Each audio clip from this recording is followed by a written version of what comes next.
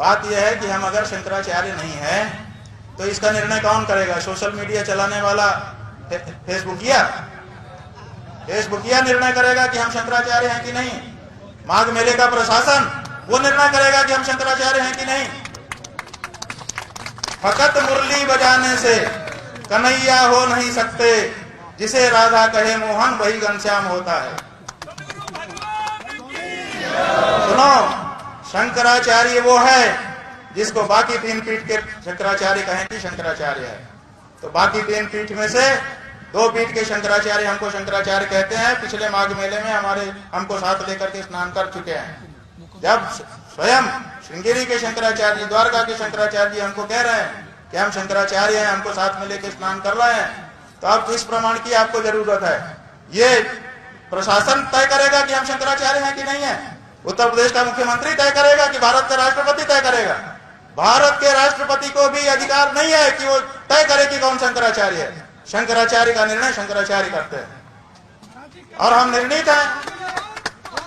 पुरी के शंकराचार्य जी ने हमारे बारे में कुछ नहीं कहा है।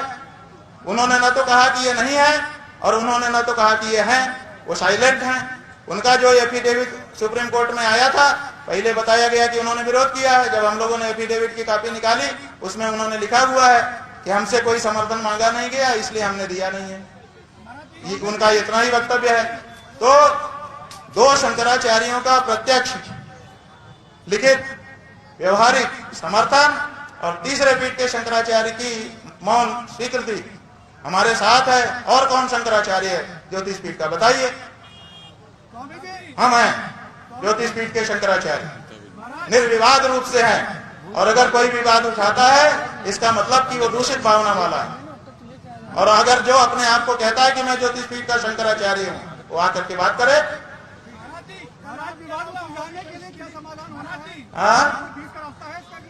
अरे भाई देखो, बीच का रास्ता, बहुत अच्छा प्रश्न किया। हम आपको जितना साधुवाद दे कम है।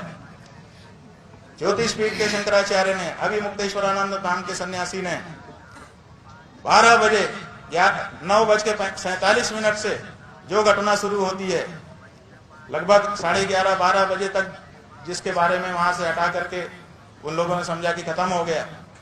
रात के 1 बजे तक पालकी पर बैठ करके मौका दिया। इतना मौका कौन देता है किसी को अपनी भूल सुधारने के लिए? बताइए। अगर भूल नहीं सुधारी गई है तो उसका जिम्मेदार हम नहीं है। हमने पूरा मौका दिया। अगर वो शाम तक भी आते और कहते कि गलती हो गई, चलिए कम से कम स्नान तो कर लीजिए, तो हम तैयार थे कि स्नान करने के लिए जाएंगे। हमने यहाँ पे सबको कह भी दिया था कि अगर वो आएंगे हम जाएंगे। बीच में कई लोग वार्ता के लिए भी आए, कुछ पत्रकार बंधु भी थे, कुछ प्रशासन के लोग थे। वो आए कि ऐसा कर दें तो ऐसा कर दें। हमने कहा हाँ, तो हमने पूरा मौका दिया। रात को 1 बजे तक हम बैठे रहे। अगर वो आते, आके हमको ले चलते, कह देते कि क्षमा याचना।